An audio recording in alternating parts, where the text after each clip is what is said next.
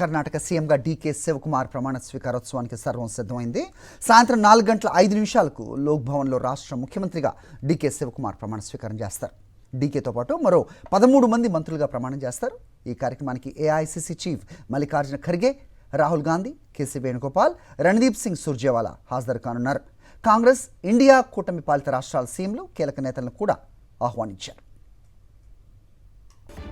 ప్రమాణ స్వీకారం అనంతరం భారీ ర్యాలీ ప్లాన్ చేశారు. ఈ నేపథ్యంలో లోక్ భవన్ రూట్లో పెద్ద ఎత్తున భద్రతా ఏర్పాట్లు చేశారు పోలీసులు.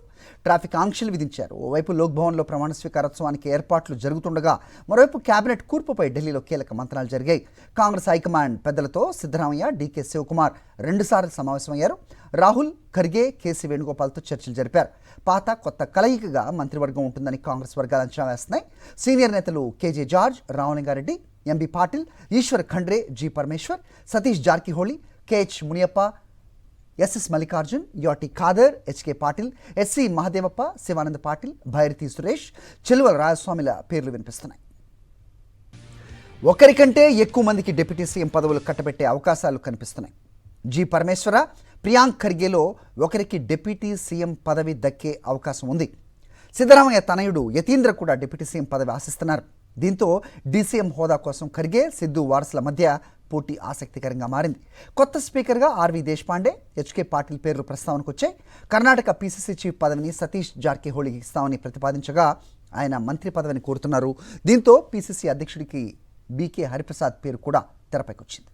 ఇక కర్ణాటకలో యువజన కాంగ్రెస్ కార్యకర్తగా తన రాజకీయ ప్రయాణాన్ని ప్రారంభించిన డీకే శివకుమార్ ఎమ్మెల్యే, మంత్రి, పార్టీ వ్యూహకర్తగా ఎదిగారు. స్థానిక స్థాయిలో బలమైన పట్టు, కార్యకర్తలతో నేరుగా మమేకమయ్యే శైలి ఆయనకు ప్రత్యేక గుర్తింపు తెచ్చాయి. కర్ణాటకలో ప్రభుత్వం ఏర్పాట్లు, ఎమ్మెల్యేల కాపాడటం, రిజార్ట్ రాజకీయాలు, కూటమి చర్చలు వంటి సందర్భాల్లో కూడా ఆయన కీలక పాత్ర పోషించారు. రాజకీయ సంక్షోభాలు వచ్చినప్పుడల్లా పార్టీ అధిష్టానం నమ్మకంగా చూసే నాయకుల్లో ఒకరిగా మారారు డీకే. మహారాష్ట్రలో విలాస్రావు దేశ్ముఖ్ ప్రభుత్వాన్ని రక్షించడంలో, గుజరాత్ రాజ్యసభ ఎన్నికల సమయంలో డీకే శివకుమార్ కీలకంగా వ్యవహరించారు. కాంగ్రెస్ పార్టీలో ట్రబుల్ షూటర్ ఇమేజ్ తెచ్చుకున్నారు. కాంగ్రెస్లో వేగంగా ఎదిగిన డీకే రాజకీయ ప్రయాణం వివాదాలకు దూరంగా సాగలేదు. ఆదాయ పన్ను శాఖ, ఎన్ఫోర్స్మెంట్ డైరెక్టరేట్ దర్యాప్తులు, ఆర్థిక ఆరోపణలు తరచూ వార్తల్లో నిలిచాయి. ఈ కేసులు డీకేను బలహీనపరచడం కంటే కాంగ్రెస్ కార్యకర్తలు మరింత సానుభూతిని తీసుకువచ్చాయి అనేది చాలామంది విశ్లేషకుల అభిప్రాయం. 2023 కర్ణాటక అసెంబ్లీ ఎన్నికల్లో కాంగ్రెస్ విజయం సాధించడంలో డీకే శివకుమార్ కీలక పాత్ర పోషించారు. రాష్ట్ర కాంగ్రెస్ అధ్యక్షుడిగా ఆయన చేపట్టిన పాదయాత్రలు, సంఘటన నిర్మాణం, స్థానిక నాయకత్వాన్ని సమన్వయం చేయటం వంటి అంశాలు పార్టీ పునరాగమనానికి దోహదపడ్డాయని కాంగ్రెస్ వర్గాలు చెబుతుంటాయి. ఈ సమీకరణాలే డీకే శివకుమార్ను ఇప్పుడు ముఖ్యమంత్రిని చేశాయంటున్నారు అనలిస్టులు.